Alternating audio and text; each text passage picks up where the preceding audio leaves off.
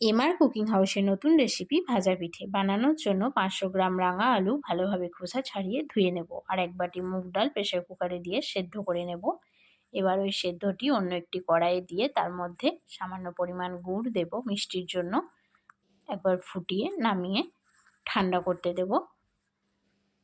এরপর পিঠের জন্য পুরটি তৈরি করব। তার জন্য অন্য একটি কড়াইয়ে কোড়ানো নারকেল, সামান্য পরিমাণ গুড় অল্প আছে নেড়ে চেড়ে একটু শুকনো করে নামিয়ে নেব। এবার ওই সেদ্ধ মিশ্রণটির মধ্যে 1 বাটি চালের গুঁড়ো, স্বাদ মতো নুন, সামান্য পরিমাণ কালো জিরে, যাতে পিঠেটি নরম হয় তার জন্য 1 বাটি ময়দা দিয়ে ভালোভাবে মিশিয়ে একটি মিডিয়াম ডো বানিয়ে নেব।